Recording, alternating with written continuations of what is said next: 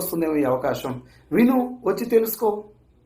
ఒక 10 నిమిషాలు టైం కేటాయించు, లేదా ఒక గంట కేటాయించు. ఆడ 3-4 గంటలు సినిమాలు కూర్చోట్లే. అట్లా ఒక మీటింగ్కి రండి. ఫిజికల్గా మీటింగ్లు పెడుతున్నాం కదా మనం, సెమినార్స్ జరుగుతున్నాయి కదా. నిజంగానే అది ఫ్రాడ్ అయితే డైరెక్ట్గా అడగవచ్చు కదా అక్కడ పోయి. ఇంటికాడ కూర్చొని కామెంట్ పెట్టడేందుకు కాక అందరికీ చెప్తున్నా, మన అందరివి ఈ కామెంట్ పెట్టే బ్యాచ్ అంతా దాదాపు పేదరికంలో ఉన్న బ్యాచే మనందరం. కరెక్ట్గా చెప్పాలంటే మనందరికీ ఏం తెలియదు. తెలంగాణకు సీఎం ఎవరుంటే బాగుంటుంది, ఆంధ్రాలో ఎవరు పరిపాలిస్తే బాగుంటుంది, ప్రధానమంత్రి అయితే ఎవరైతే బాగుంటుంది అని చెప్పేసి కూడా మనం మాట్లాడతాం. మన ఇంట్లో కరెంట్ బిల్ కూడా చక్కగా కట్టనీకి రాదు మనకి నెలకి. ఆ బ్యాచే ఎక్కువ కామెంట్ చేస్తుంటారు. సో దయచేసి అందులోకి వెళ్ళి బయటికి రండి.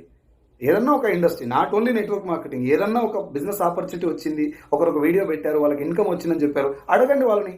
డబ్బు ఎలా వస్తుంది ఇలా నిజంగా?